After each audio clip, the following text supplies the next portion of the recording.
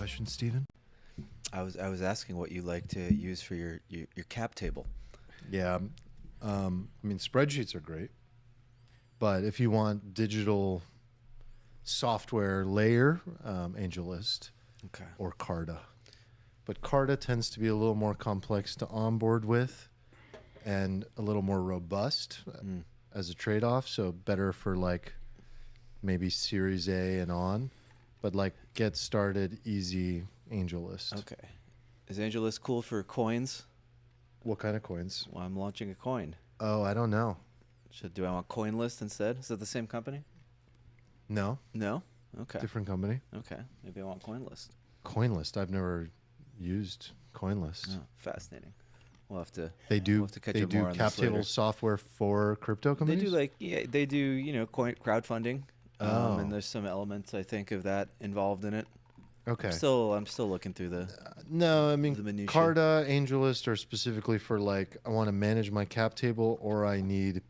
They recently added like incorporation document setup, but for that I prefer a different service, Stripe Atlas. Stripe Atlas is the best place to incorporate, and then cap table software. I think it's either AngelList or Carta.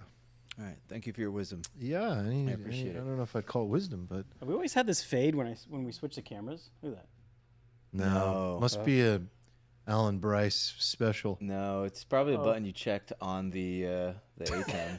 FTB means fade to black. Oh, FYI. okay. Fade to black. Fade to FTB. black. Thought I meant fuck. I mean, do we want the fading? No. I don't think we do. No, we we want do a not. rapid Rapid cuts, baby. switcheroozy, right? Bam. Bam. Okay, we're back back. with All the right. rapid switcher. All right. Can you tell we're missing Eric? Yeah. Yeah. It's gonna be a rough one visually. Sorry, guys. Strap in, everybody. Nick, God All right. bless you for handling that because good. I have two left thumbs, so Happy Liberation Day. never going to everybody. happen. Happy Liberation Liberation Day. Day. I Are you love the feeling marketing. liberated? Yeah. I feel You're liberated. telling me I'm liberated, so I feel The amount of liberated. liberated jokes that are gonna be going around the timeline. I literally feel The liberated cool from thing my is money. you start with a baseline of liberation, right? Because I'm being told that I'm being liberated. And then you determine if you're actually being liberated. This is the beauty of You're marketing. like a Buddhist giving up all of his worldly possessions. Absolutely. That's what Trump's long game Is actually that what is that what it is? You will own nothing and be happy? Oh my god! Did you guys pay attention to it? Did you Yeah, see but- any of I grokked the pageantry? result. Before we get into it, All right. can you just tell me what you're drinking? I'm drinking an old fashioned, and I'm drinking the Dragon's Milk Reserve. This came from Detox, right? Yeah. Yeah. Shout out Couple- to this Decoch. might be We the still last got of a the beers couple. we got in the Yeah, stash. we have 2 beers left. Steven's got one. I've got the other. Nicholas, is that hard seltzer I see? It is. It's Liberation Day. Whoa. We have to celebrate. Okay. Nick has definitely been liberated. Yeah. Wow. Nick has been liberated. of Liberated so from my many business, things. liberated from my money. Okay. Are we back? Yeah, we're back. Back for today. In some kind of way. I'll take it for today. Some days you need a little help. Yeah. All right. Some days you just need a little help. May I suggest In case it was an Couple of obvious, beers. couple of beers? old-fashioned McGee over here. That looks delicious. Yeah. You got a little Second one. floater. What is that? A floater tangerine peel? 2 drink minimum, plus an 11% beer. Goodbye. It's gonna be a Should fun be one. good. Should be a good one, boys. Should be good. Okay. I mean, I was literally dancing before the pod started. So You were. I wouldn't call it a dance. I was introspecting about the direction that a person's hips might move if they were dancing. Like, do you have a default? Yeah, it's a deep question. Like, when your hips turn, do you go clockwise when you do like a Latin sort of hip thrust? Everybody who's a righty should be going counterclockwise. Yeah, I agree. I'm so clockwise. It's not That's even funny. fucked up. I don't know if it is. So I'm like a southpaw dancer. yeah. Yeah, you are actually. Really? You go this? Yeah, it's like Way- swinging Yeah. a baseball bat or swinging a golf baseball club. bat, swinging a golf club, swinging a tennis No, racket. I feel tension in that direction. This might explain why your tennis swing was a little off. Actually, I'm a phenomenal tennis player. I don't know what you were talking about. And pickle. I've played pickle 3 times. I'm a 4-5. The hips were a little disconnected there. I don't know. Pretty loose. I just wish there was a Zoom button right now. All right. Well, let's before we get into it, let's give a shout out to our sponsor. Go to ZBiotics.com/alfalfa and check out the pre-alcohol probiotic. I am drinking some hard seltzer today, and about an hour ago, I took my pre-alcohol. Did you grab one out of the drawer? No, I remembered to take mine today. Oh, okay. I was gonna say Are we shame on on you, not for stealing out of the drawer, but for not taking your ZBiotics. Sorry, are we on a help yourself policy at this point? Yeah, you can do that, but there's a debt that is racked up in your column. I like that. And the juice bills Makes every sense. day. Makes sense. Yeah, but go to ZBiotics.com/alfalfa. Check out the pre-alcohol. It's the genetically engineered probiotic that kills that nasty toxin. Anyone? Acetaldehyde. Ooh, wow! Everyone's been listening this whole I've time. been practicing. Yeah, yeah. It's that toxin that makes you feel like crap in the morning. It's not the dehydration or the lack of sleep, although those things could make you feel like crap. But yeah, it's the probiotic that helps fix and get rid of that nasty toxin. So go to ZBiotics.com/alfalfa, and when you use the code alfalfa, you get 15% off your purchase. We appreciate all of you guys who have already done that. And if you're listening new, go ahead and check it out. And if you don't like it, they'll give all your money back. So risk-free, which we like. I like what you just did there. What? You talked to the new guy or gal. Hello, new guy or gal. Hello. You know, there's always a few of you. Say hello. Welcome. Welcome to the party. Welcome. We need to welcome the newbies a little more often, you know? We're speaking to the community, but the community is always growing. It's a living, breathing. It's an organism. Yeah. All right, can we talk about how liberated we feel? Yeah, let's get liberated, baby. I actually was surprised that we didn't hit the, what's it called? The like limit thing where the like the circuit breaker. the circuit breaker in the futures market. Did we not? We're down like 4.5% when I left. It's I looked it up. It's 5%. It's 5%. Okay. Yeah. Is this one of those super polarizing events, or is there a lot of messy gray here in your mind? I think it's all bad. Okay. Well, so Mr. Polarizing. Yeah. Because there's people that are calling this the golden age. This is everything the golden age requires. So there is this is polarizing, but I think what I'm sensing is it's polarizing and it's not very messy gray. For most people. It's definitely messy. I don't know how think polarizing it it's is. messy. I don't know. I haven't found anybody who's like, I love this. Like at best, I mean, I found it on Twitter. Like I was looking around. There's trying like to get some reactions. like MAGA troll accounts or like Pomp, and then Yeah. that's like basically it. I feel like Yeah, there's a lot. there are of people who like just- me who are like, this kind of goes against everything I ever learned in economics, but I'm gonna let him cook for a bit. I feel bad for like the coal miner who's like, yes, we're back. All of our union coal jobs are back. It's like they even had someone up during a speech being like, our factories are going to filled with products and products are going to be made in America. And I was like, your factories will be filled with products, but just not more humans. It'll be filled with robots. And yeah, I feel bad. I feel like they're kind of being trolled a little bit, used as like a little puppet to put up. I still feel like the end result of all this policy though, like, is for them. I actually, How will it help them? I actually think like this is something that Darius Dale has spoken about a lot actually, and I do agree with him. Like he's talked about how this administration is actually trying to turn the economy from a K shape where one goes up, one goes down, to an E shape where all levels kind of like exist together. But he said in doing so, there's sort of this like inevitable period of pain. Just turns that into one an must I, go capital through. I. No Yeah. one has any money. Just goes into the I saw the poly market odds for recession ticked up to 50%. I saw that too. Ooh. 50-50. Mm-hmm. That's high. Yeah. I mean, for sure. I feel like Yeah, I feel like that's about right. you never know. You never know. Like for all we know, we're gonna wake up tomorrow morning and like every single country on his like giant little poster board there is just gonna be like, all right, I'm sorry. Or they retaliate and you just implode. It's interesting thinking about like the game theory of this. I feel like will they retaliate? That is the most interesting part of this whole thing for me is Yeah. the zoom out game theory. You know, There's a couple countries that were already like, we're not retaliating. Like came up very quickly and they were like, oh, we're not going to retaliate. Like Australia was one of them. like Israel came right out. I mean, obvious Shocker. shocker, but you know, was like we're removing, if anything, ours. So Yeah. opening the flow. There's like two kinds of game theory, right? Like there's the economic kind of rational economic actor game theory, and then there's the political game theory, right? Because in some of these, in every single instance, the correct game, theory here, and it's probably one of the reasons why Trump would be doing this if you believe that he's like a logical person, is that we have this like enormous leverage from like an economic standpoint, right? To the point where you basically do whatever you want, and you would basically crumble all these entities, maybe not China, but a lot of these countries with these policies. And ergo, like you would think that the game theory would dictate that they have to capitulate to you because like they're going to get slaughtered way more than you do. Right. But that equation doesn't like factor in like political capital or will. Like if you piss off Canada so much, for example, that all the citizens of Canada are like, fuck it, we're going to live in teepees because we hate you, you know?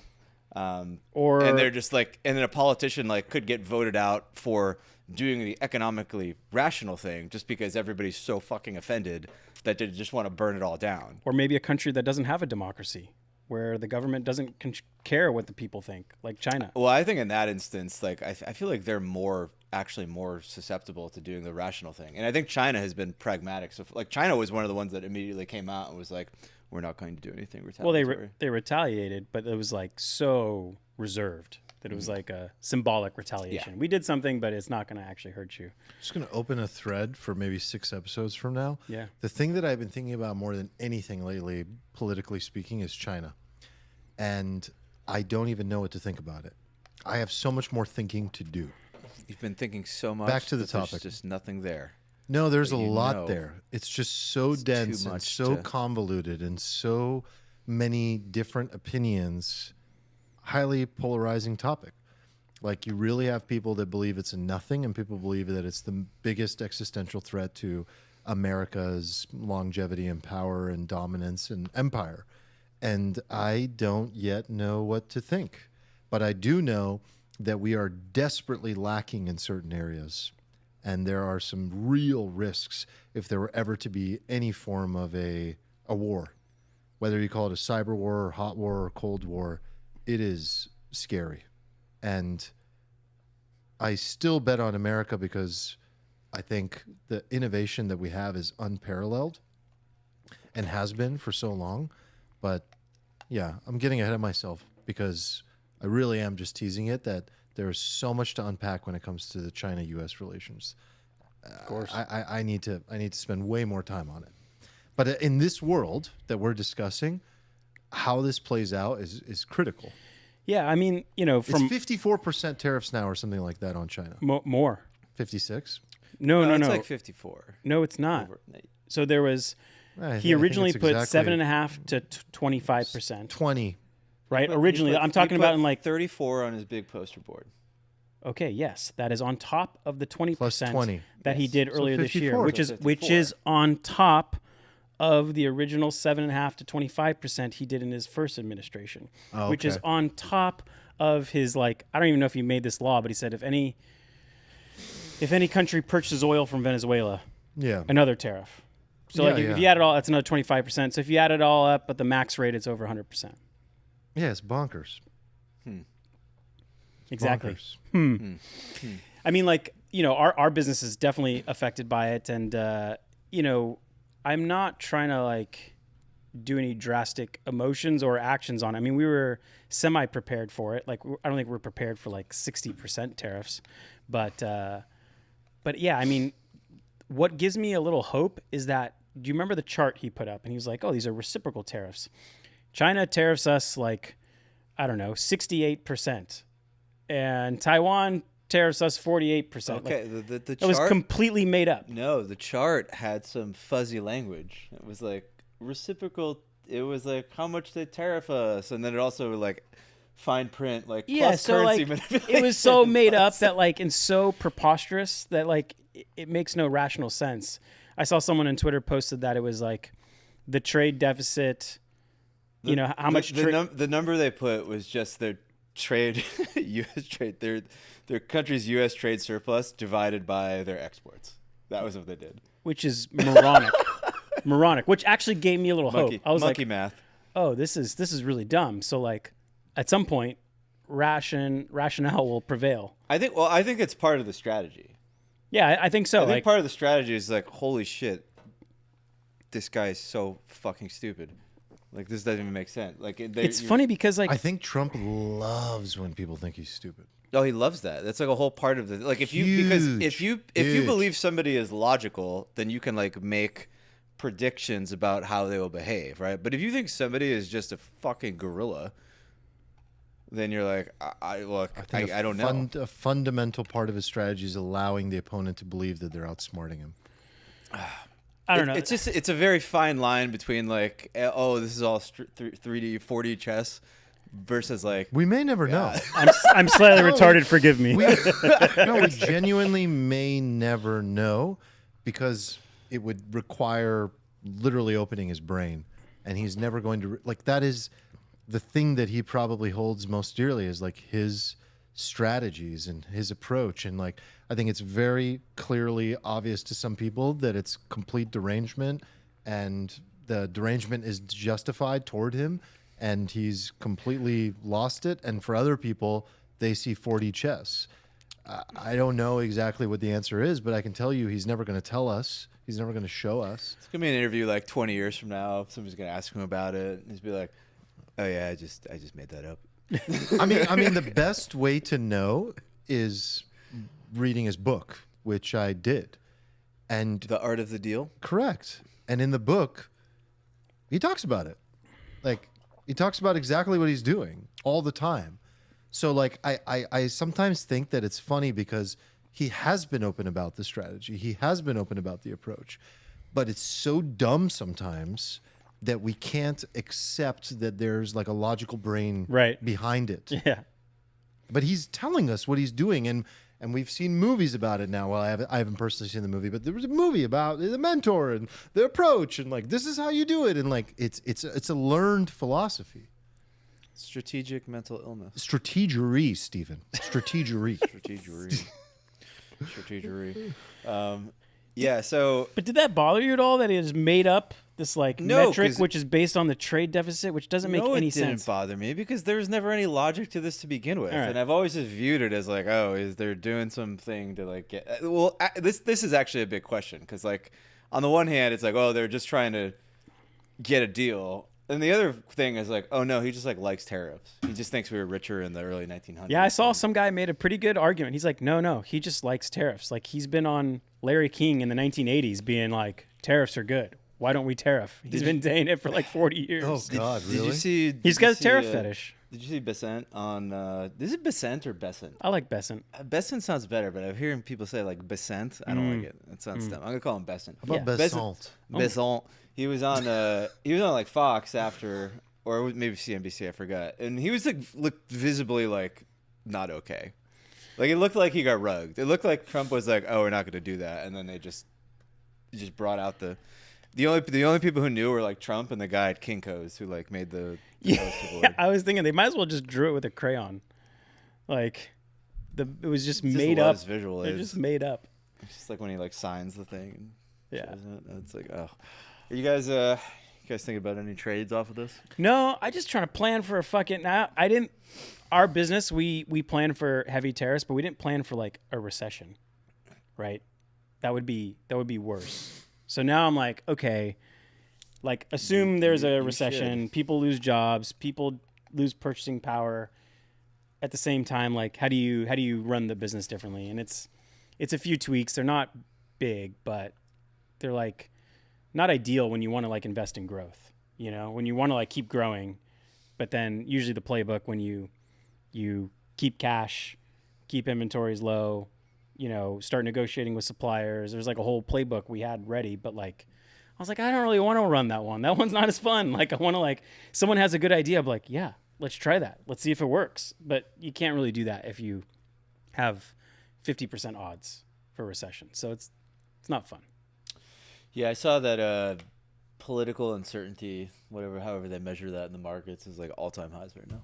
Yeah. Which is so I don't know. This generally could, bad for business. Do you guys think this could be the worst of it? Like today, right now, this is like peak fear, and that if there is any news from here on out, it's just going to be better news because it'll just be things walked back. Like Indonesia, I saw was like, we're already going to lower the tariffs. So it's like, okay, little news item. Indonesia lowers tariffs ask for reciprocal tariff to be decreased. I don't know. I mean, I think it depends on how the countries that he stated are the most egregious, unbalanced trade partners. So China, Cambodia, who else was there?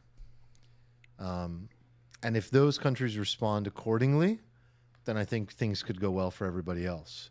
But if those countries decide to declare war and get more aggressive, then I think there's more pain. Yeah. It's funny. You know the meme where Because he was somewhat fair to Mexico and Canada, right? Yeah, I forget what he did there, but they didn't have additional tariffs. They didn't have additional tariffs. It's like I think any goods outside of the 10% baseline. 60 countries are worst offenders. China, all of the European Union, Vietnam 46%, Japan and Cambodia. But by the way, like you have to caveat every time you say worst offenders because you're just proliferating the like dumbness of this whole thing. Bad people. No, it just means trade deficit, which I'm doesn't joking. mean we lose money. Like in fact, some of these countries we have a capital surplus, which means the money goes out there and they put even more money back into the United States. They buy stocks, they invest in businesses, they buy treasuries. So hilarious to value it on trade deficit. It makes no sense. Makes no Do you want to know a sense. fun fact?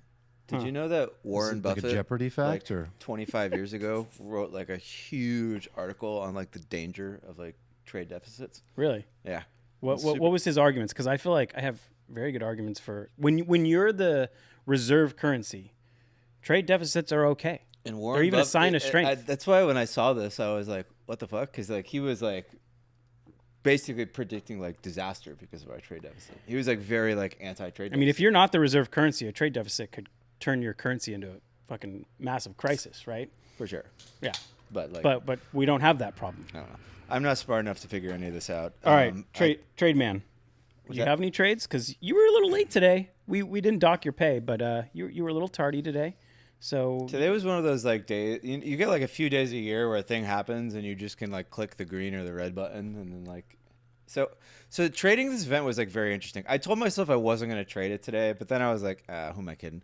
Because he started talking, and what happened was like somebody leaked like some headline, like the Wall Street Journal published like a 10% tariffs across the board headline, like right in the middle, like when he just started speaking, and then the market started turbo pumping. Yeah. Because people I talked to drew the line in the sand at like, okay, like basically if he does 20% across the board, this is like fucking nuke town, right? So the market was probably somewhere in like the 15% range.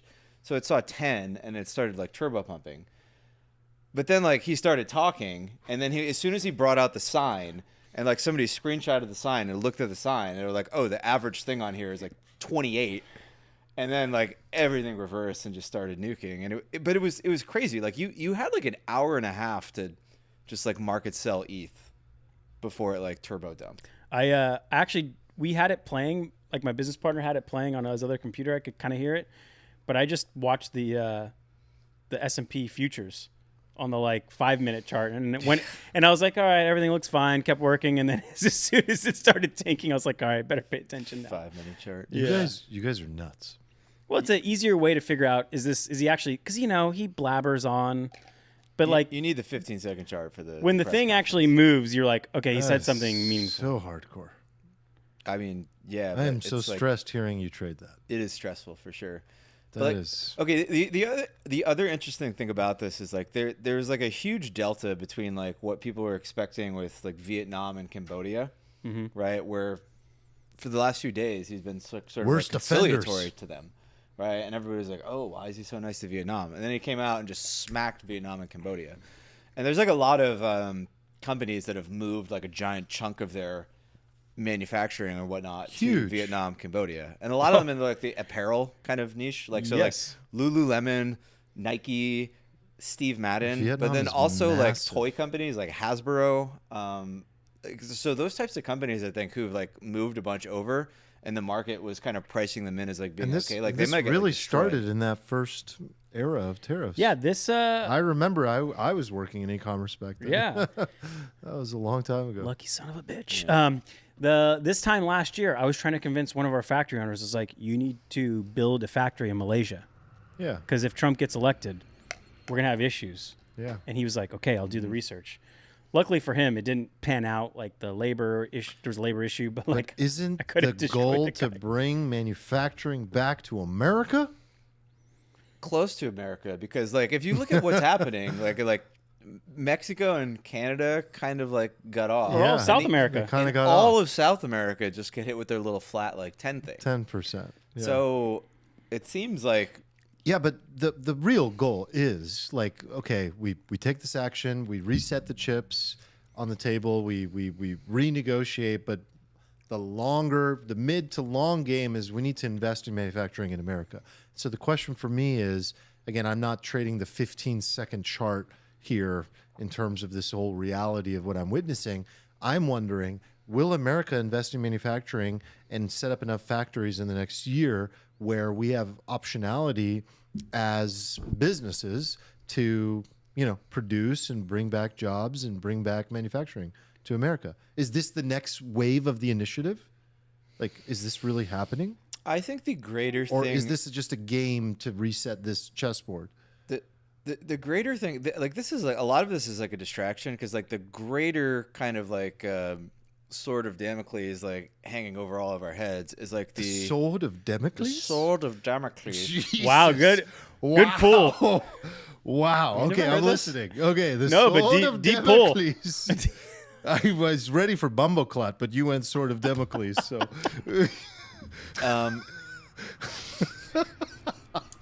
Hold on, I have to regain my train of Jamie, thought. look up Sword of Damocles. I would love an image. I would love an image. Lancelot! You made Stephen blush. Oh, I hit myself in the face with the microphone. Okay. All right, sorry, continue. No. What is hanging us? What is hanging over us?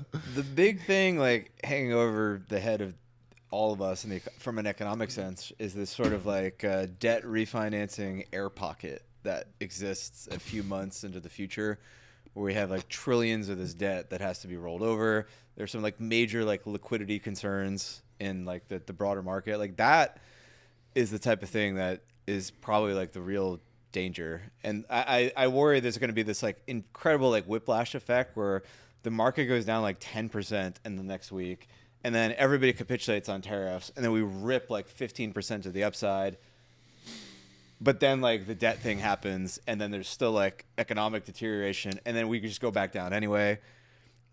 It's very messy out there. Okay, I don't like the sound of that. The pod is fans of Cem Corson most of the time, and he predicted the same thing. Is that what he's thinking? He's saying like we're gonna have a little downtime, and then we're gonna rip into like July, counter trend rally, and then we're gonna tankaroo through the rest of the year. He's been pretty on point the last 12-ish months, but I could see that. I can see it. But his point is that the goal of this is not bringing the manufacturing back, Armand. It's that we have all this debt to refinance. He wants to like kind of cause a little That's the stir in goal. the economy, get the 10-year rate down. That doesn't align with my goals. Yeah, it doesn't align with mine either. Well, if we want to buy a house, You guys just Yeah. don't own enough leveraged long bond funds. I saw your headline for Irresponsibly Long. Oh, it's aging like fine wine right now. Yeah, it is. My God.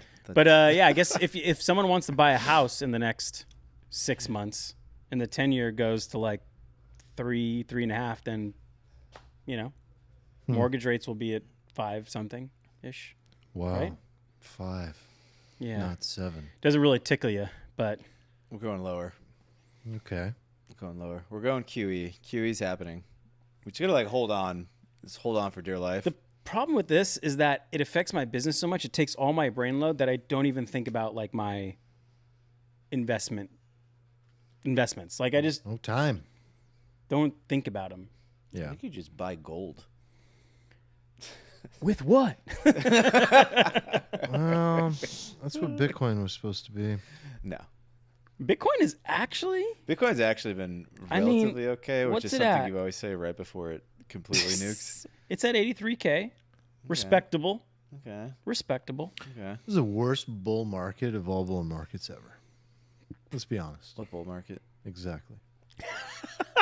I mean, it's a Bitcoin bull market for sure. I mean, it. we were hyped up on a bull market. Nothing else beat its all-time high. We were hyped up on a bull market, and we were like, wow, That's a fact check. the amount I'm sure. of I know there was something that beat its all-time high, Steven.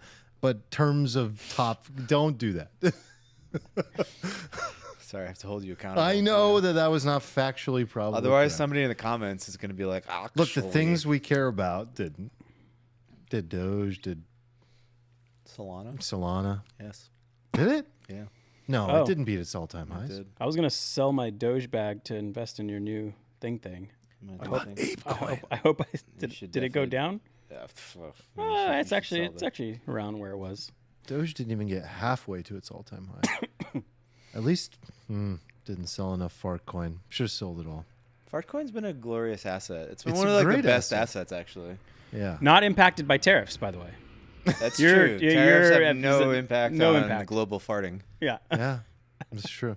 So something to keep out for. No, Keep a I lookout do for think the BTC fart portfolio is where it's at. it is for like sure. truly like the greatest. Well, Barbell. I've come to the recognition that I'm gonna do like BTC curve fart. Did you guys see that Ethereum Foundation post Which one? No, God. with the Wait, we're circle of the Why are you trying to garden trigger of me? people? Oh no. Oh, that was a while ago. We're on to Vitalik sniffing robot butts. Did you see that one? No. Why do I still own any? You still own ETH? Yeah. Oh God, I'm just not gonna speak during this section Poor because guy. I still own a lot. Yeah.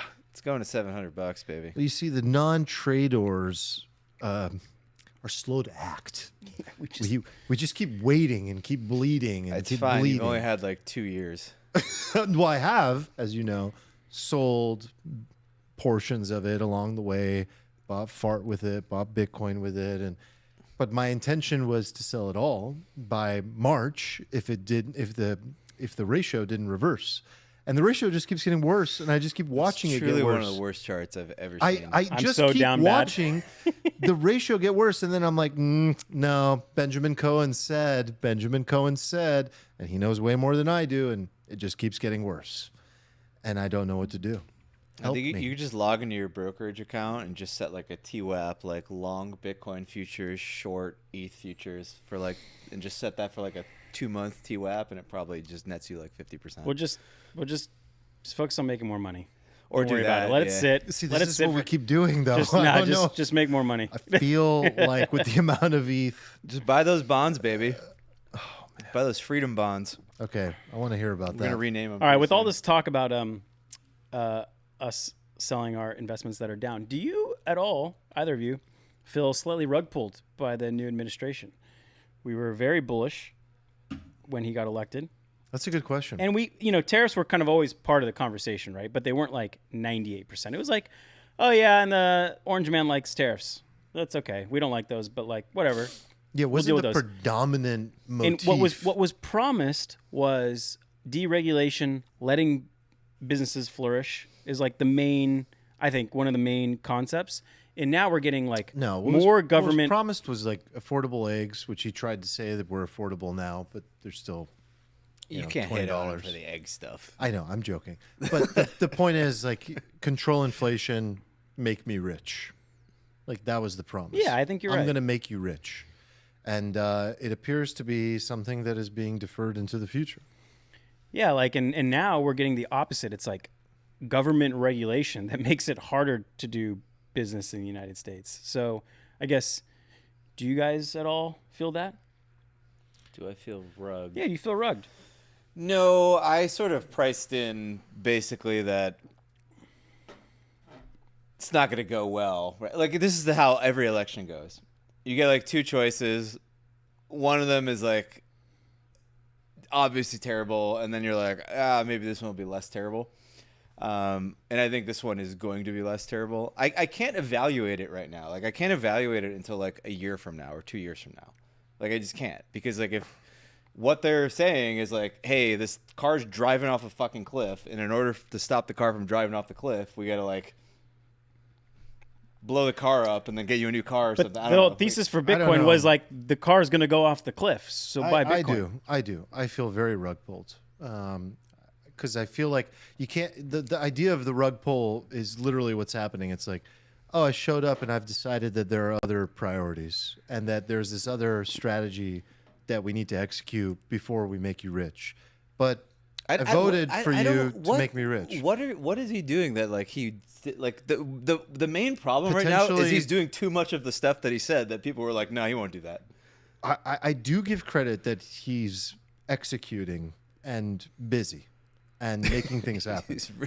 he's really doing a lot of things. He's very busy.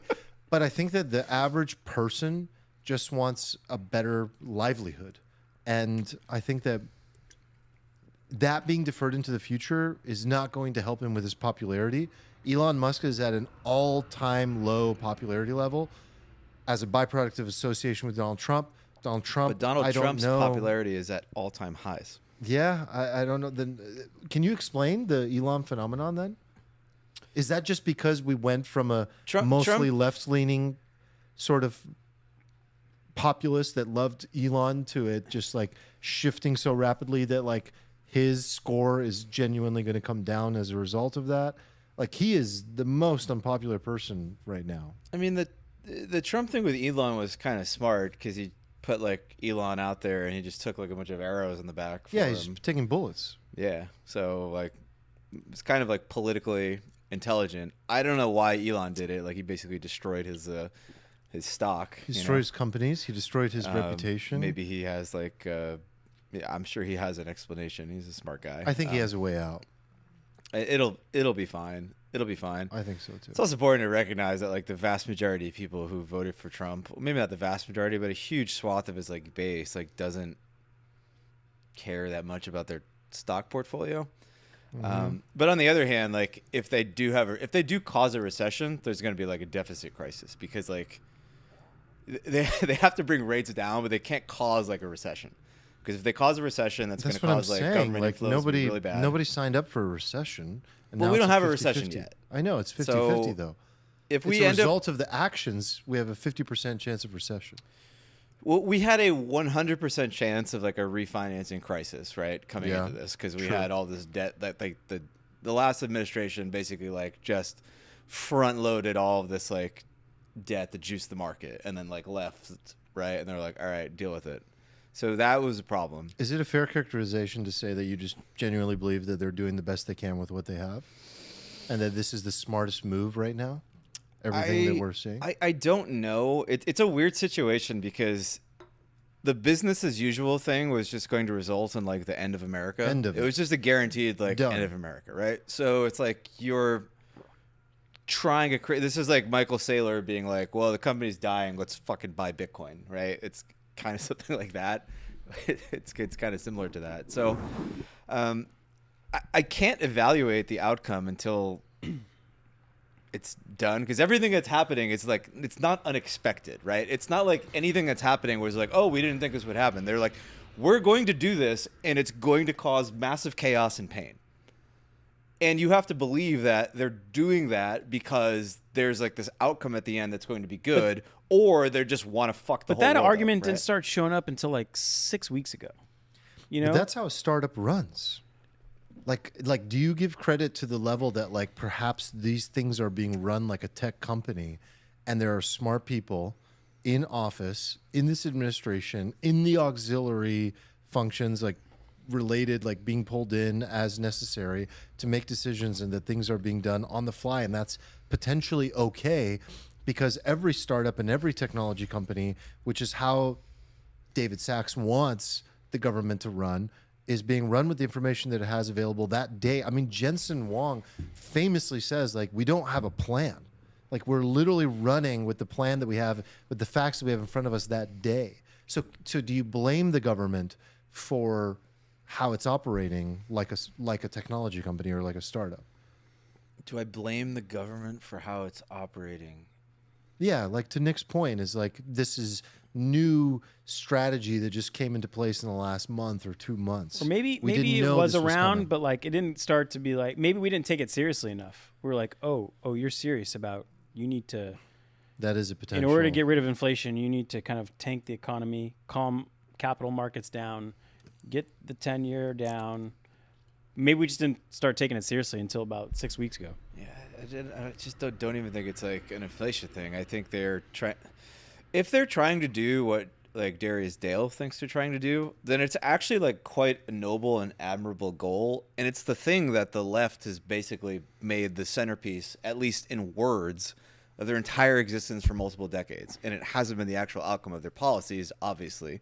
But like everything from the left side of the political spectrum has been like, we need to like reduce income inequality and like sort of like level the playing field between the middle class and the higher elites, blah, blah, blah, blah, all the time, right? So then somebody like comes in and tries to do crazy shit that is necessary to actually accomplish that. And then like obviously things start falling apart and then people are like mad about it. But it's just like, well, how the fuck do you think this happens? Like, do you want the status quo and you're cool with it? Or do you want that? Like you want to live in some fantasy world where like we just go to like wealth equality and like nothing happens in the middle. Honestly, the economic stuff doesn't bother me that much. Like the thing that bothers me most is like all on the foreign policy front for the most part. Like I just don't. Yeah, well, what bothers me the most is what I told you guys many times would end up bothering me the most is the social policy, the cultural policy. Marty posted this tweet. God damn, we should just start a podcast called Marty Was Right. He was like, man, for as money as Trump is, I think I have to turn on him. Fuck Trump. So it's a Candace Owens tweet, but basically it's highlighting that President Trump endorsed this person. This is Senator Randy Fine for office. A picture was posted of this is even hard to talk about, of a baby in rubble. I'm looking at it. I don't want to look at it. A dead baby in rubble. And the senator responded, the person asked, how do you sleep at night supporting this? And he said, quite well, actually. Thank you for the picture. And he said, there is no suffering adequate for these animals. May the streets of Gaza overflow with blood. Kill them all. Whoa.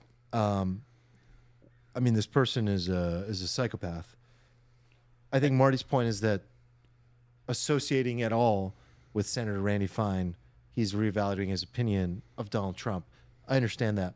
But the social policy of like being an asshole and it being okay was the number one thing I was always like concerned about. Is like everyone has always called the right racist and this cabinet and this administration racist. And the number one thing that they did well was they showed that this was a administration of meritocracy and that the best people would rise to the top, like a Kash Patel or a gay or lesbian person would take office and it wouldn't matter. It was just whoever is the best for the job. Black, white, brown, yellow, doesn't fucking matter.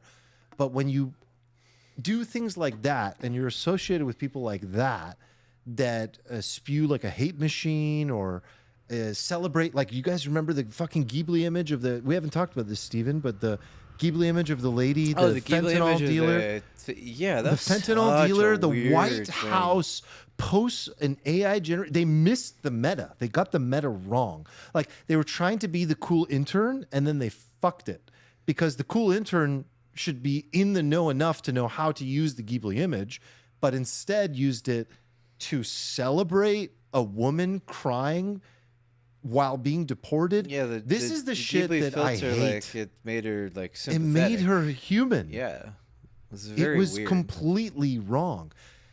So, I think the foreign policy and the social policy is where things could completely fall apart. It's funny, man.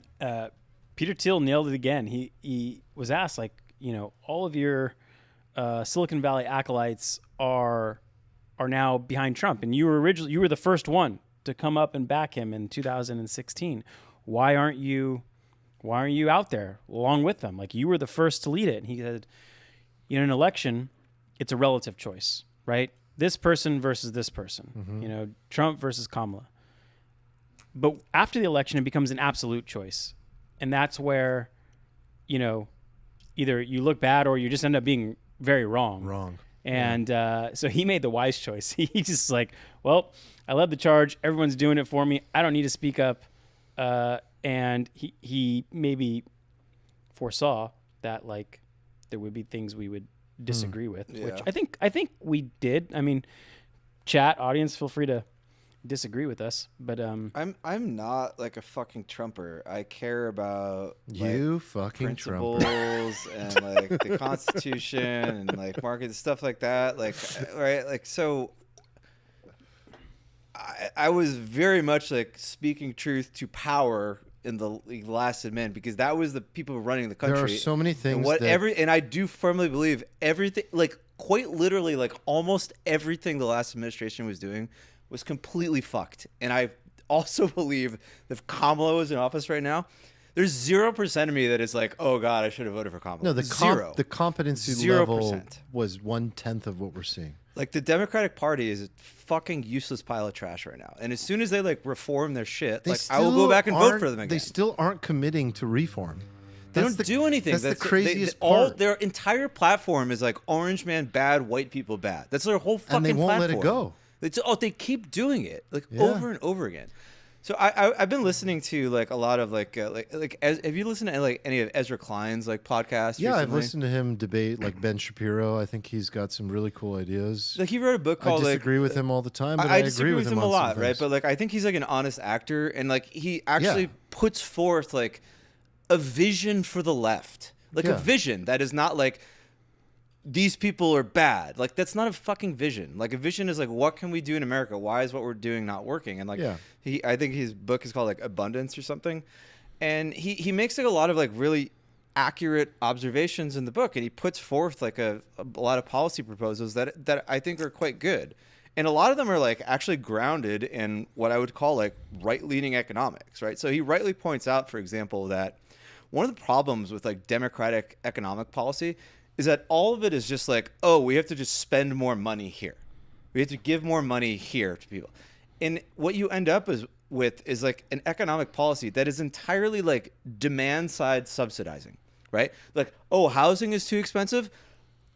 I'm going to give everybody $25,000 to buy a house. It's just like, the fuck you are. Like, it's just like, it's so ignorant, right? Yeah. Whereas like Ezra is a smart guy, and he's like, okay, this policy's stupid. You need to increase the supply of housing. Like, let's use the government, but let's not just use the government to just like write checks to interest groups. Let's use the government to like build infrastructure, to build housing, to build more of the stuff. That completely makes sense. Which makes sense. And like he also said that like one of the reasons that like people like me like hate paying taxes is because they perceive that the money they pay just gets lit on fire and they don't get anything for it. It's like donating to a corrupt nonprofit where you know that only 1% of your dollar ever makes it to the person you're trying to help. Yeah. It's a terrible thing. Like in California, like I pay like 50 cents of every dollar I make. No, it's absurd. And I get nothing. If you add every tax, it's literally close to that. Like it's absurd. It's actually slightly more. Yeah, it's brutal. And like I don't have a kid in schools. Like I don't use any of the public service. Like it's just fucking crazy. Well, and that's your fault. You need to have kids. They take $80 billion to build high-speed rail and build nothing. Then the schools aren't good enough, so you have to do private school and all that, and they get you again. Ugh. All right. Well, let's transition. Just a quick summary from the chat. False says yes. I on rug pulled by Trump. Eric Stenzel says, that's why I don't necessarily feel rug pulled by Trump, because I knew I wouldn't like lots of things. It's just a slightly better option.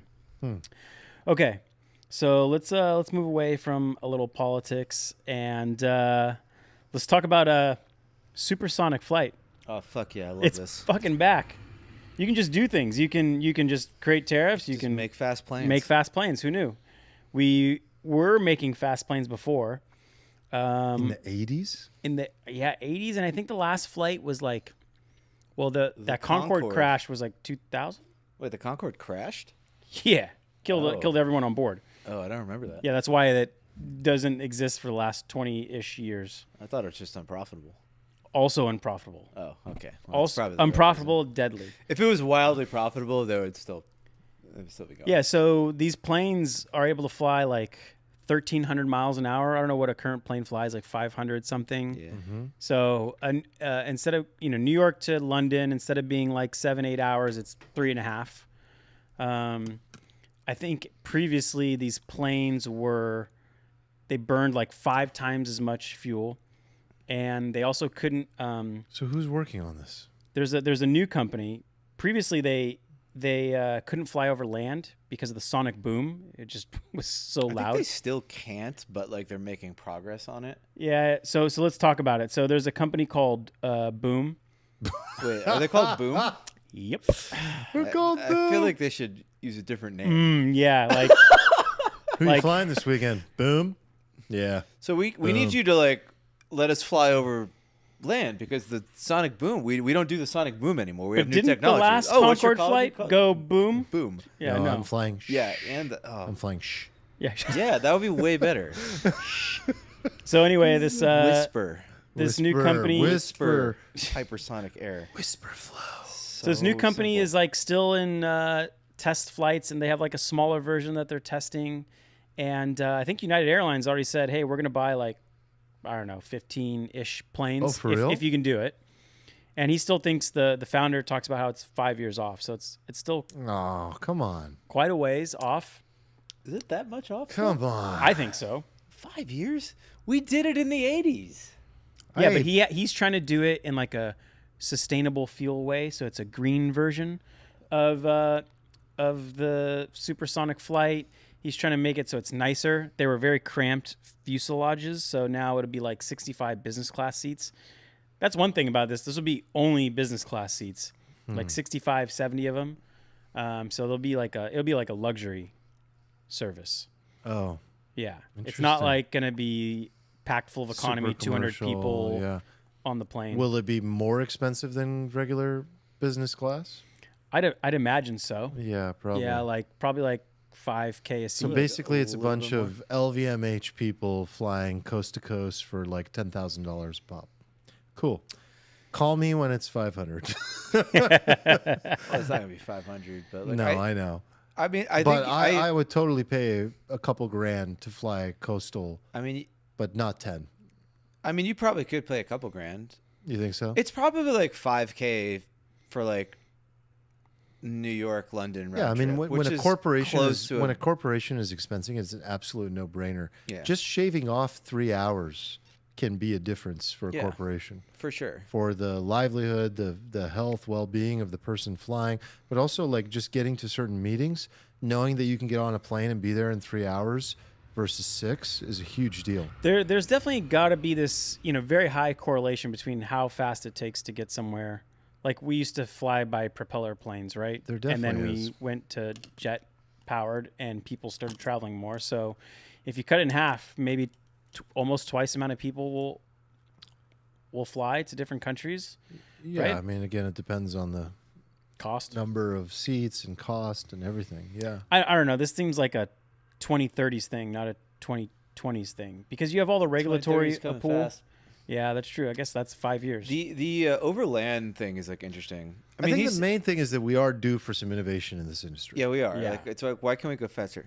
Like, I asked ChatGPT, like, how fast actually can we get from LAX to New York? What's like physics will allow? Yeah. Okay. And it basically told me, like, we could do it in 30 minutes.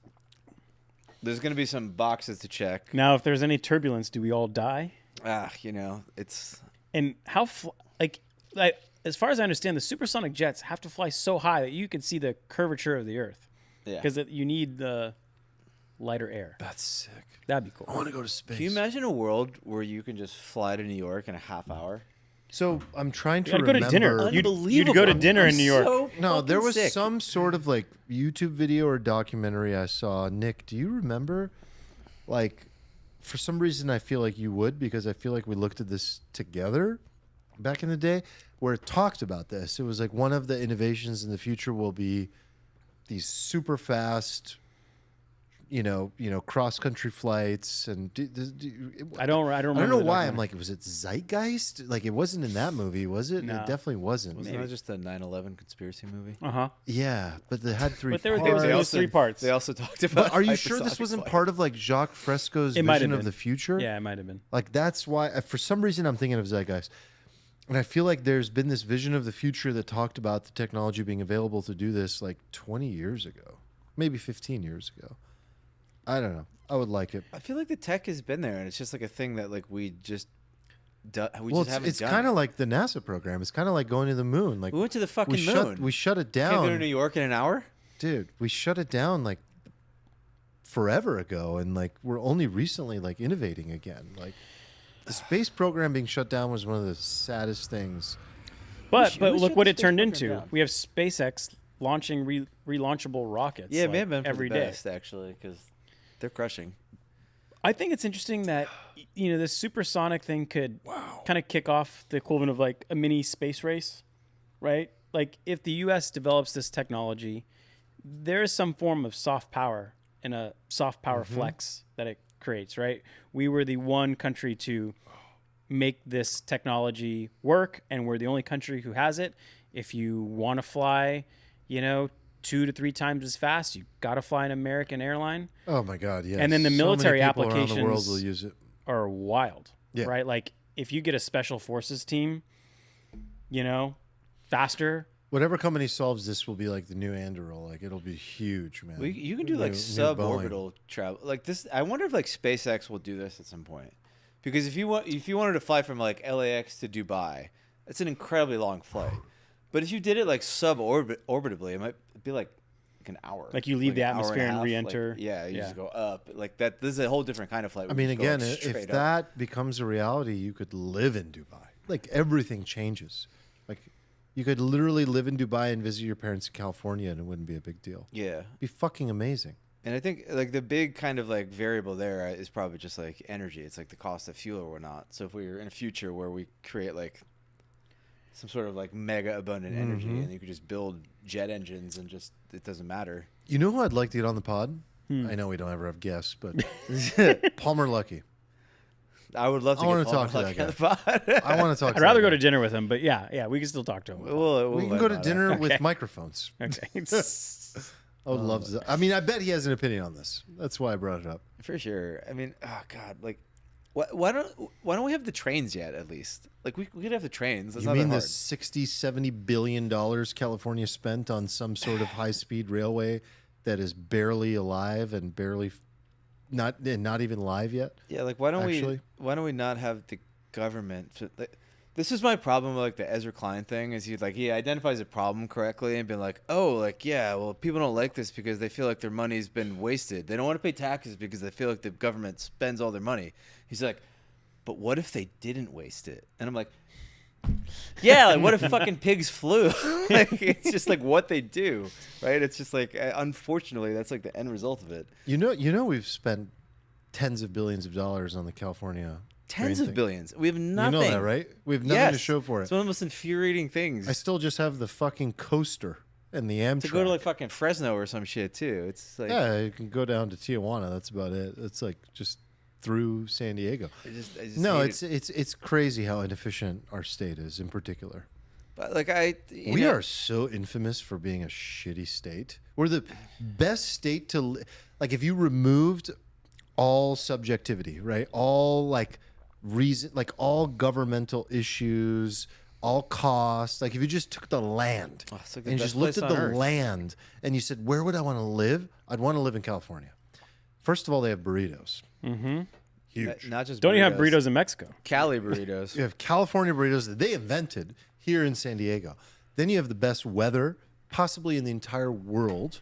You've got the most incredible landscape. You've got mountains. You've got desert. You got farming? You've got farming. You've got fucking green. You've got everything, right? It's just wineries. You've got the perfect regions to grow wine.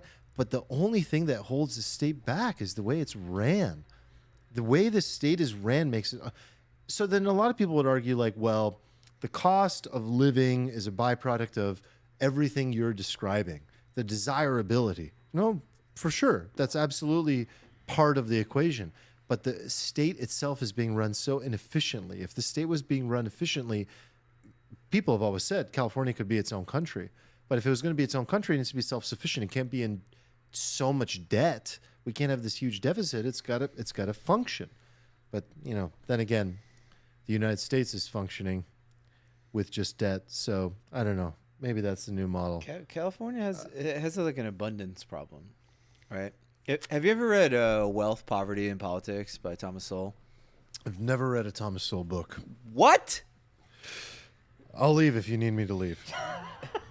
I will leave. You talk about Thomas Sowell all the time. I love Thomas Sowell. I've You've never read read one of his books? Nope. This is like a groundbreaking revelation. I need to. It's like not watching Lord of the Rings. I mean, to be honest, his videos and watching him speak I've is 10 listened times. to He's him. a joy to I've hear listened to him for speak. 30 hours. Yeah, no, he's a joy to hear speak. Just the like amount of confidence and Yeah, the confidence is Muhammad Ali of fucking talking. and I would pay politics. pay-per-view for an AOC Thomas Sowell debate. I would pay-per-view him. AOC. Take my Thomas money. Sowell. Wow. Just She might never come back after that.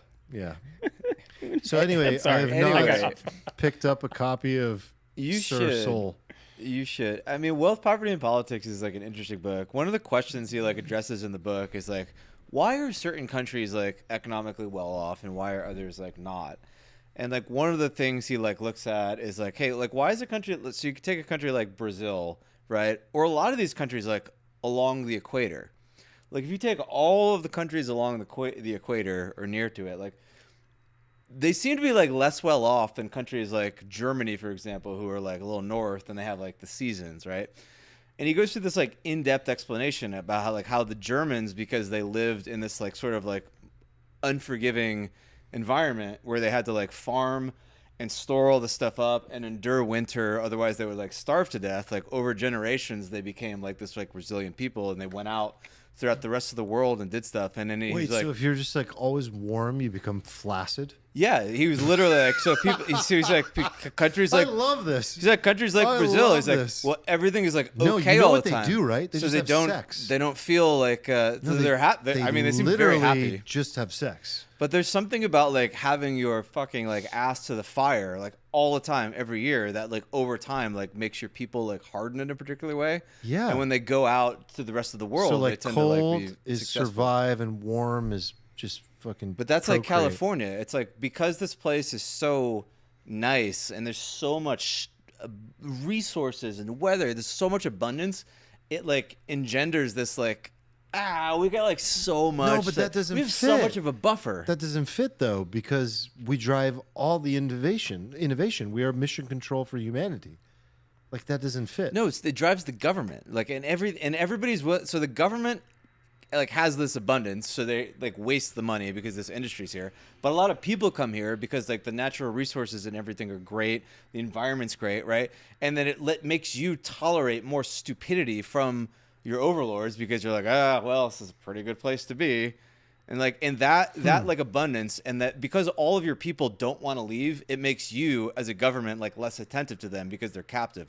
Whereas if you're governing like a shitty state, where, like the climate sucks and there's no ocean and everything's terrible, like a lot of those like areas, like they're like, okay, we're gonna have like really great tax policy, really great regular. They're like on top of the ball because if they're not, Yeah. like everybody just leaves. I get you on the government, but I want it to fit for the people side of it.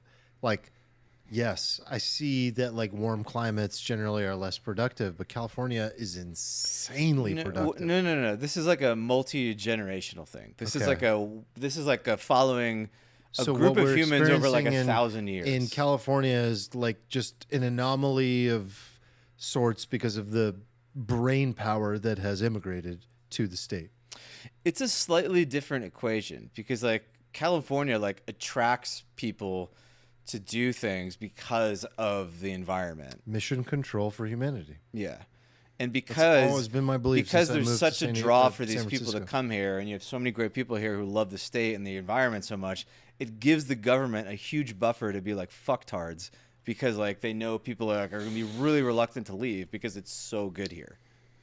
There's all kinds of stuff in that book, like the way rivers flow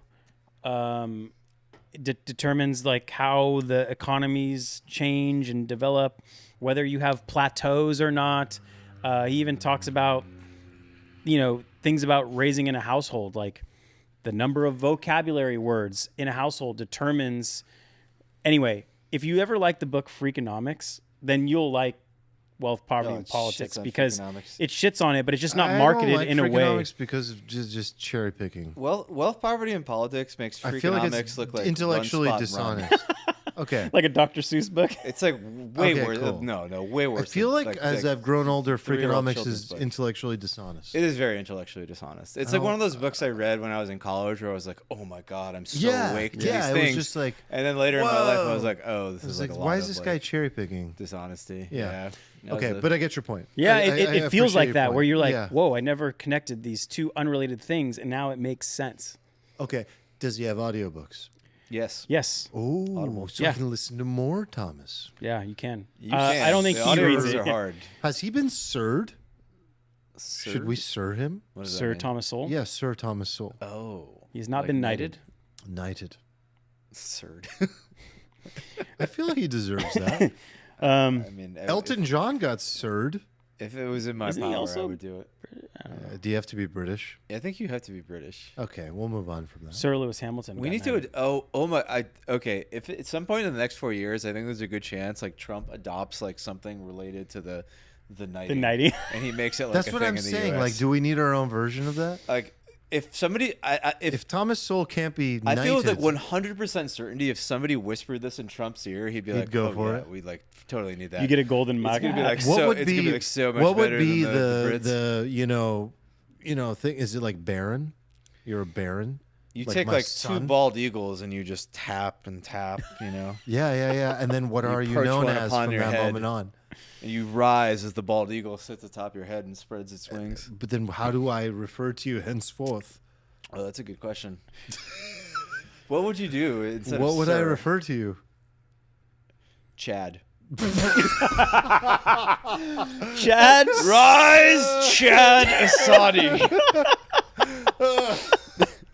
Oh God, that's good. It could work. Well, That's that's a working. Yeah, that's a some working kind working thought. title. Working Yeah, thought. yeah. We'll flesh that out. Yeah. in- Oh God. All right, Armand, you want to cue this this next topic up for us? So we got Does it have something to do with femininity? no. Well, it might be Gen Z, no phone, and Oh, social media. That's the movement. next one.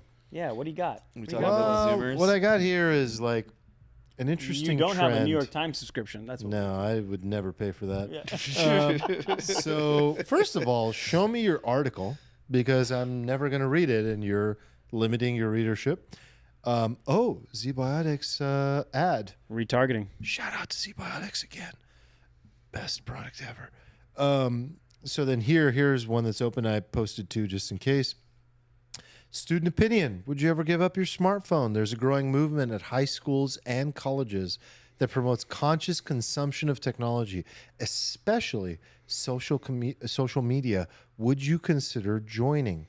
So this goes into a story about there's groups in college, there's groups in high school. In particular, this is the Luddite Club, a group of teenagers in Brooklyn. The who've Luddite Club? given up their smartphones and social media. The idea here is that it is becoming a trend and a cult sort of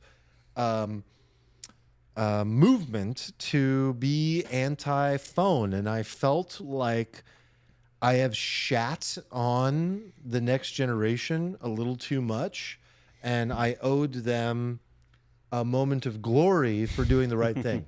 That's basically why I'm bringing this up, because I think that in every generation, you can't just focus on the stereotypes. There's always good and bad things happening. And I have noticed, and I have talked to people that are parents that have children that are becoming teenagers, and they've mentioned to me how conscious their children are, in particular, a few parents I'm thinking of, how conscious their children are about social media. And I was so surprised when I heard that. I was like, I thought this is the generation that is completely fucking lost and plugged in and has no idea what they're doing.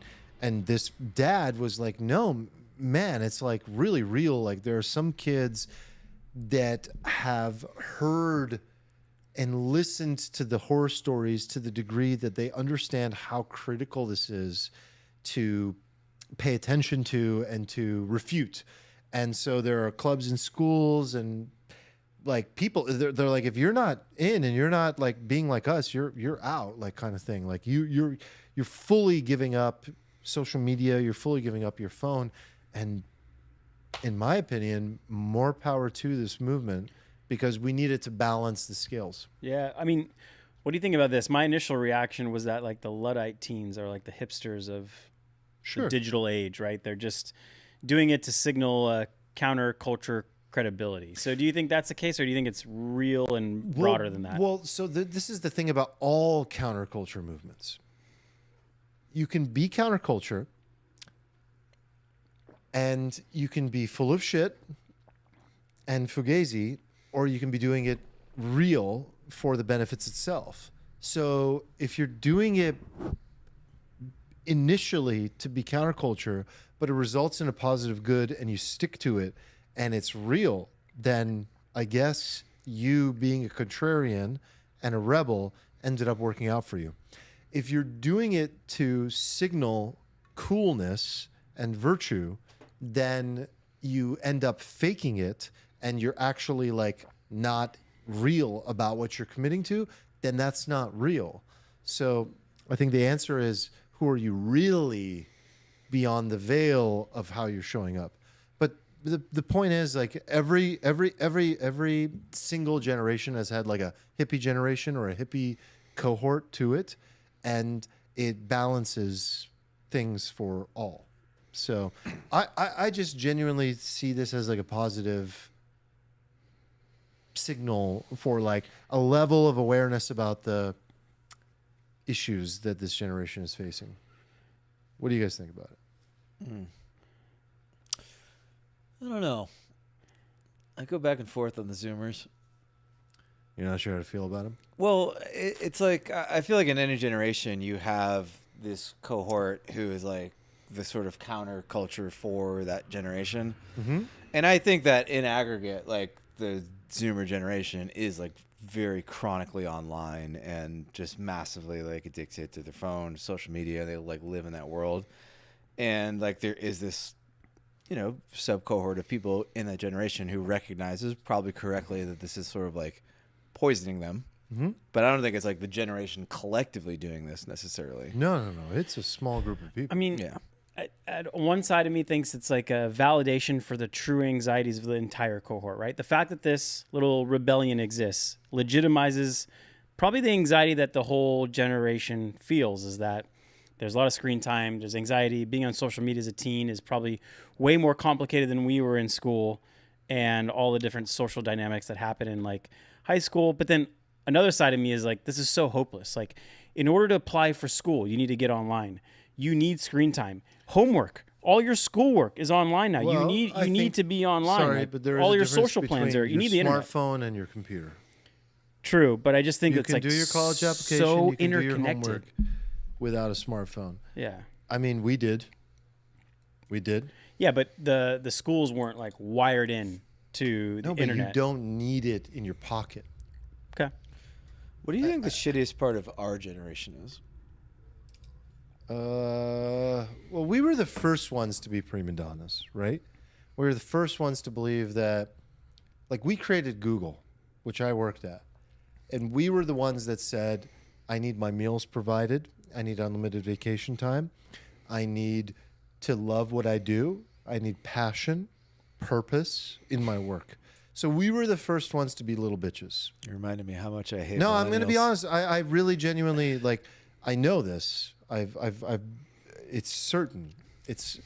We were the first ones in terms of the generations before us, most recently speaking, to start to become prima donnas about, Yeah. I need meaning. So every generation since then has been building upon this like meaning-led way of living, and it's just become weaker and weaker and weaker. It's a sign of weak times. Yeah. That's all it is. We're the strong men create weak times generation, but we're not the strong men. We're the weak times. Times that the strong men Like created. we're the first generation to invent this like performative self-awareness or virtue signaling, Yes. right? Like we invented it. We definitely It's did. like, I know I fucked up, so therefore I am enlightened. but like it's performative. There's no real action, and there's no like logical train of thought. To freedom and Tim Ferriss and 4-hour work week and all these things that shouldn't exist in a generation of difficult times. And then that led to like, but I need purpose and I need unlimited, this and that and like flexibility and no, I don't want to commute and I want to work from home, and we are very, very much to blame.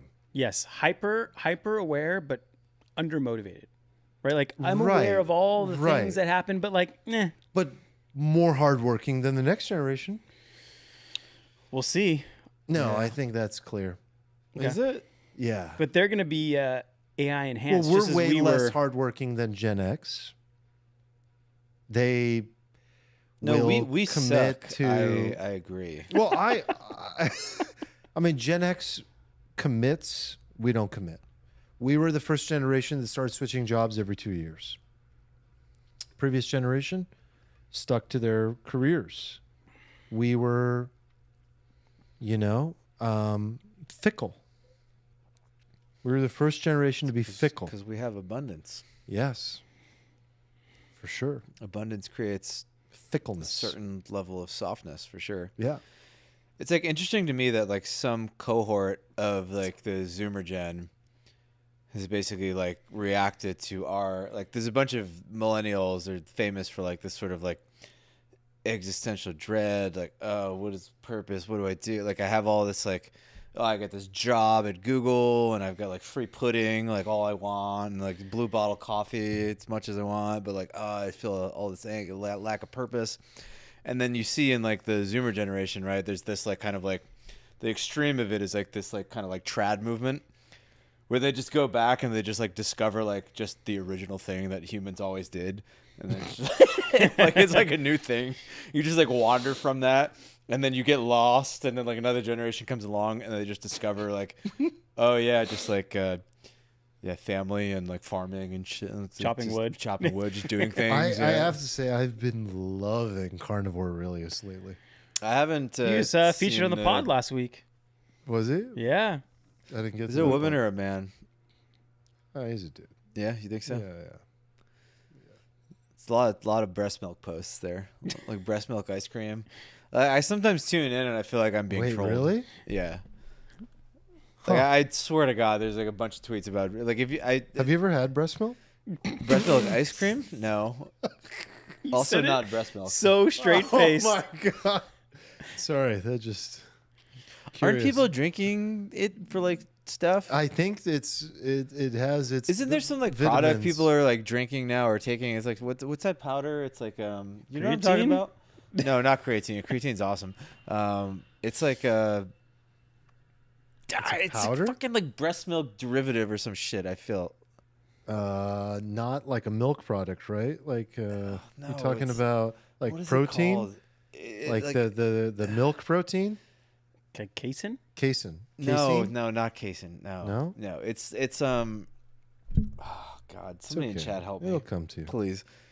They're on a delay, so They they won't be here to save I you for don't know another what you're 20 talking seconds. about. advertise on a bunch of pods. They advertise on like the Sean Ryan pod. I always hear them It's a on product. there. It's a product, but like the product is like some sort of like, it's like kind of like a breast milk derivative, like a powder. Like it's Oh.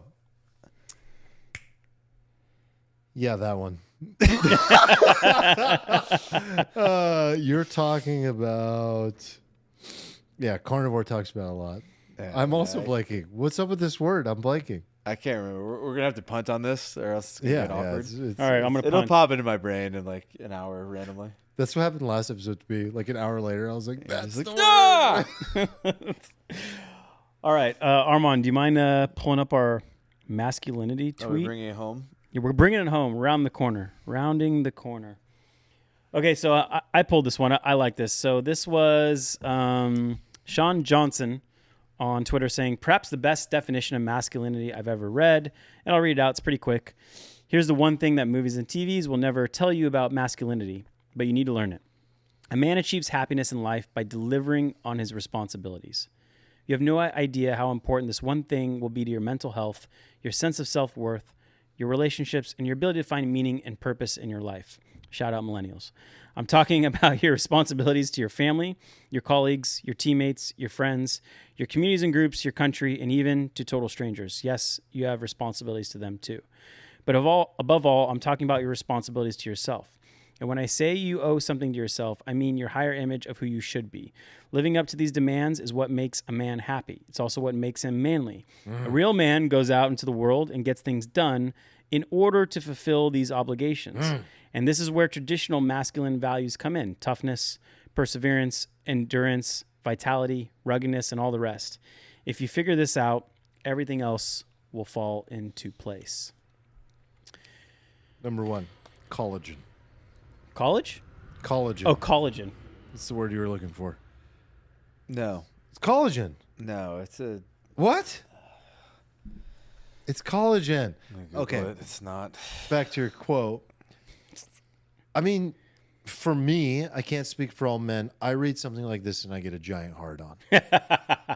Because I'm drawn toward the idea, but society has over the years reinforced that perhaps this is not the most noble aim.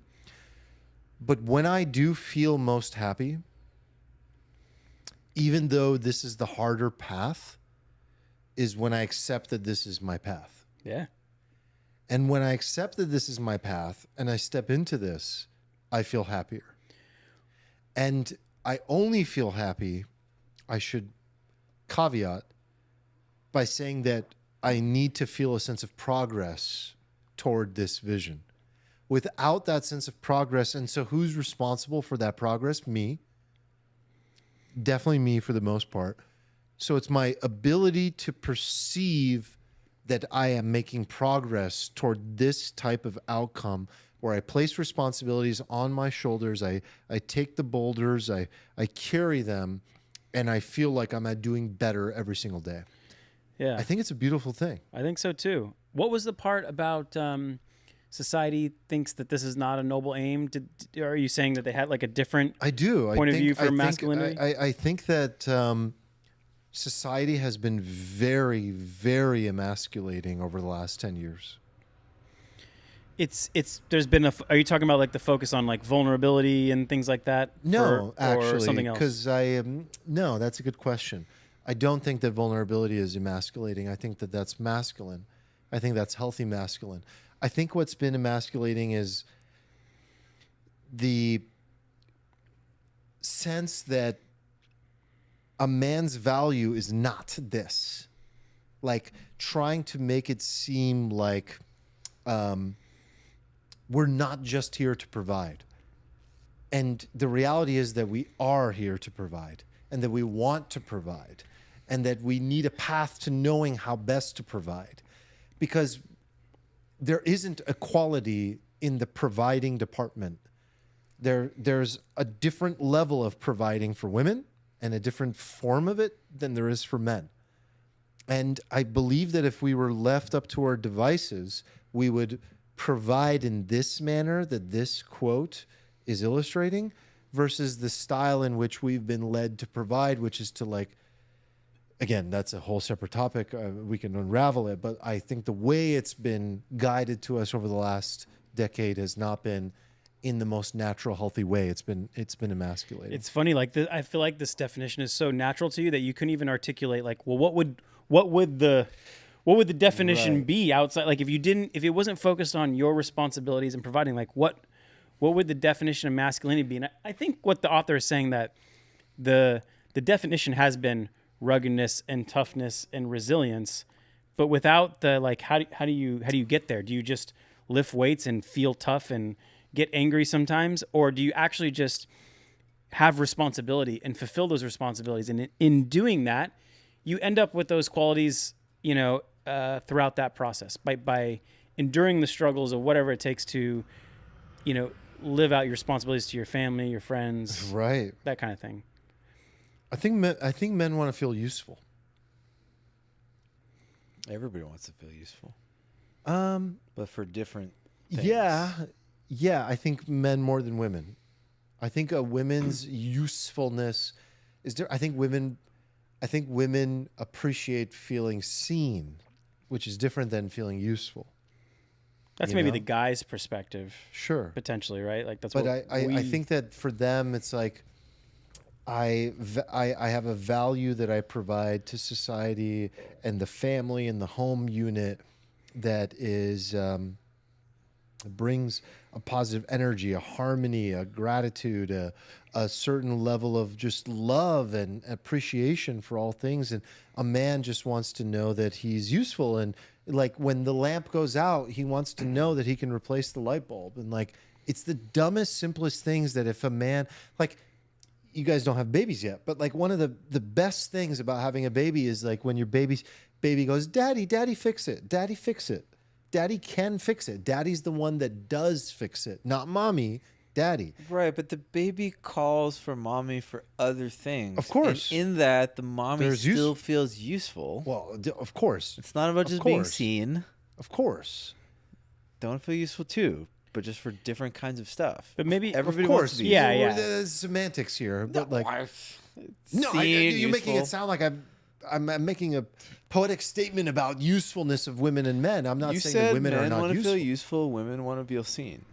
Okay, women are also able to feel extremely useful. I am saying that I don't think that's what drives them. I don't think their utility is what drives a woman. You see the nuance? I see what you're saying, but I disagree. Okay, where do you disagree? I think women do want to feel useful. I think women are useful in different ways traditionally than men are useful, but like they want that, right? Like to sort of like birth and raise a child and sort of like run a household, right? Like that's like a whole element of utility. That's not just being like seen. That's like you are literally doing a bunch of shit. And in doing all that hard stuff, like you derive a bunch of meaning. And it's like a little different from the traditional like stuff you might say like a man does or is driven to do, but it's still like a whole very definite usefulness, right? Then we all want to be useful. We do all want to be useful, yes. Okay, let me ask a different question. I guess what would be the moment when you feel the least masculine? Can we agree that women don't want to be useful in the way that this tweet Yes. illustrates? Okay, that's what I'm trying to Yeah. say. Yes, women don't want to be useful They don't in the same want way to pick men up want responsibilities to be that are useful. boulders and put them on their shoulders. I do agree they? with that. Okay, That's a that's different what I want to statement. say. Fine. Okay. So this is what men want. What women want, they'll have to speak for themselves because I'm not a woman and I'm not going to try to act like one on this podcast. So I'd rather have my wife or someone else speak to that. But this is true for men, and every man that doesn't accept that this is true for them, in my opinion, who I have met and in my own experience, goes into a form of depression. Yeah, so Stencil in the chat says, when your blueprint matches your life, Tony Robbins equals happiness. And I think this matches well with what we're talking about because men's typical blueprint is providing, even if it could just be for themselves or family. I think, at least that's what aligns with me personally. Yeah. And so, yeah, when Women select for your capability to provide. that is a fact. Men don't select a woman for her capability to provide. They select her, she's going to be a good mom. She's hot. She's motherly. She's beautiful. She's smart. But it's not like, how much money is this woman going to make over her career? How much growth am I going to see over the next 50 years? Guess what? That's what women are thinking. They're thinking, how much is this man going to grow? How much responsibility can he take on? And during that time that he takes on that responsibility, will I see the rewards long term? Yeah, women that's are not like the only thing. They're That's stock, not the only stock thing. pickers. By the way, that's not the only thing. Oh, I said that to Erica yesterday. Like, You said, Erica, you're a stock picker? yeah, I did. I did. I said it in the shower. Wait. I said it in the shower because This only keeps getting more confusing. I had a win, and I was just like, fuck, you picked a good stock. And I told her that straight up in the shower. I told her that. But like, but that's the thing is like, I'm not picking my woman for the stock price. I'm picking her for her carnivore Aurelius way of viewing her. It's like, she's feminine, she's motherly, she's beautiful, she's smart, she's kind, she brings stability to the family. That's what a man, I think, for the most part seeks. Again, in the more traditional sense. Not in the modern sense. The modern sense is like we're the same. We should provide the same. Yeah. We do the same. We bring the same. No man. And by the way, no man Venmo thinks me for that. your dinner. That's a. Yeah. No. By the there way, are Venmo- people that Venmo each other for their fucking dinners. There's like a small minority of men who do that, but it's like that's not like a normal male thought. All right. It's interesting. Like I've noticed most females don't necessarily care how much money you have or like do you own a home or whatever. It's like a measure of your ambition. I love ambition. Right. It's like, okay, like are you willing to try hard to take on these responsibilities? Yeah, ambition is like a woman's like get out of jail free card.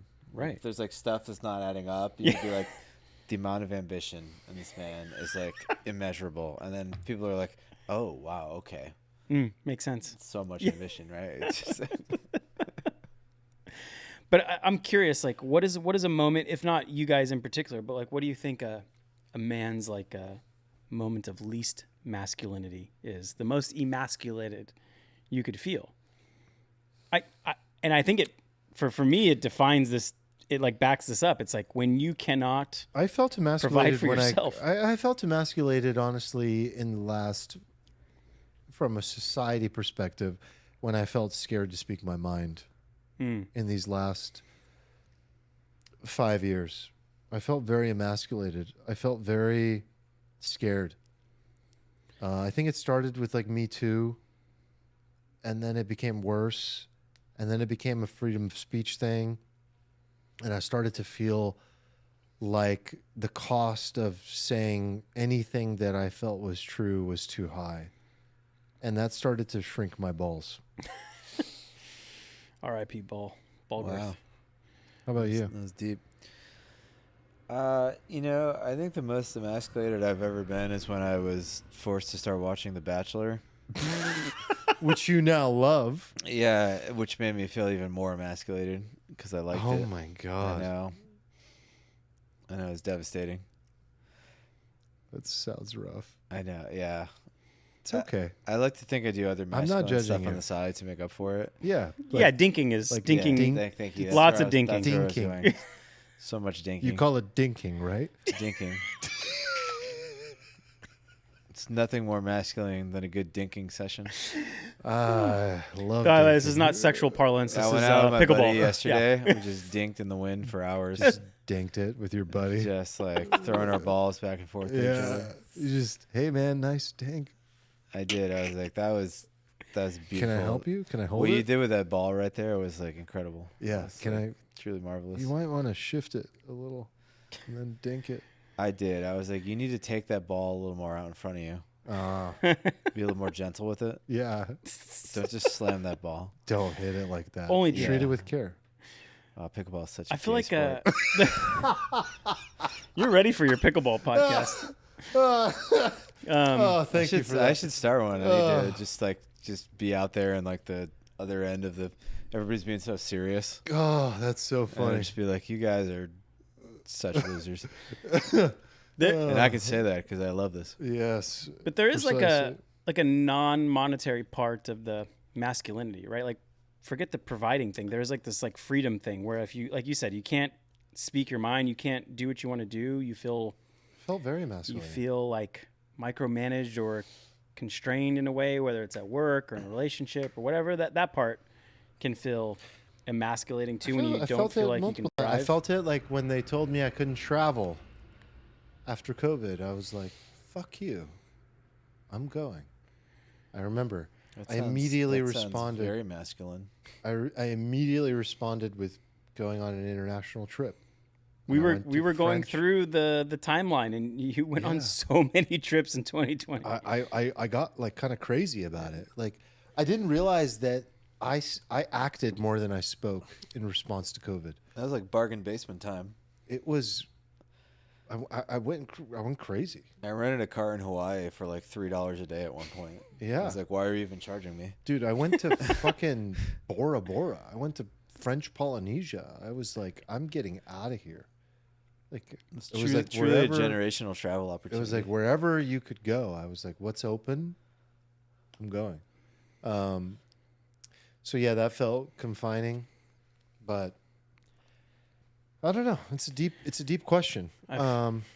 I think the thing again that a man requires is growth, and that growth often comes with picking up responsibility. And a woman, sorry to speak for women, but I do feel like I understand certain women very well, is that I think women are very good at providing a harmonious environment. I think that it's an innate skill set that should be more appreciated. Chat says, agreed. My wife has expressed multiple times a desire to feel useful and part of the family unit and accomplish things. Usually just ends up being different things. Steven Sinatra says, best case scenario, the woman gets to raise the child at home with no job. You didn't read that Marty said that was testicular fortitude, Armand. I did not, but I was going to include it at Oh, the end. Marty, colostrum. Thank you. That's what Yeah, it is. it's colostrum. Do you feel complete?